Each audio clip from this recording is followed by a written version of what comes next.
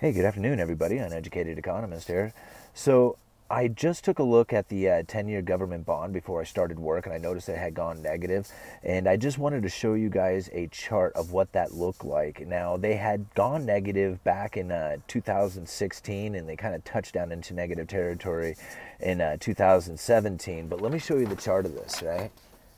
And so check it out. Look, they went way into negative territory there for a little bit.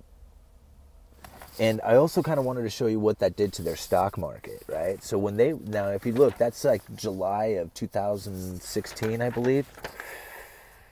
Yeah, July of 2016. And here, where you can see June is right there. So right after July of 2016, look how it hit their stock market. So when they took interest rates down to that very low, nobody was putting their money into the bonds, right? They were putting their money into the stock market. Well, now we got them flooding out of the stock market and they're going into bonds. And I literally saw an article that said something about Japan, take our money, please. Japan goes negative interest rates. And I saw that out of the Wall Street Journal. I'll see if I can find the link and I'll put it in the description down below. But yeah, who in the world would want to buy a 10-year treasury, like saying, here, take my money for 10 years, and when you give it back to me, I'm going to give less than what I had given you originally. That's what this is saying when it goes negative like that. And the only people who I could think of would be smart enough to do that would either be central banks or investors who believe that interest rates are going to continue down into negative territory and they'll be able to sell those other ones for a profit. That's the only thing I can think of that would do that. But yeah, see, right there, July 2016,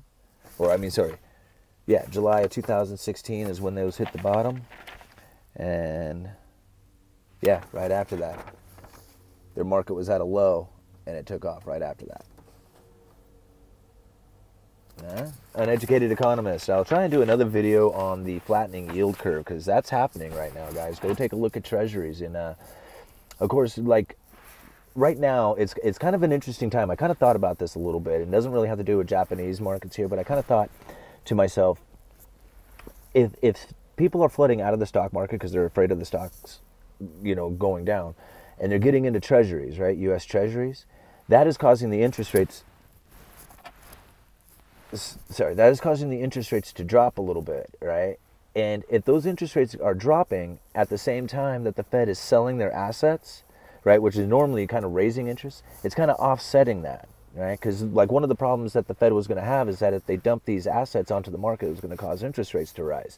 But if they do it at a time that is fearful in the market and people are getting out of the market and into bonds, they can unload those treasuries and not make so much of a notice. At least I was rolling that around in my head. Anyway, you guys let me know what you think. Uneducated economist. Talk to you later.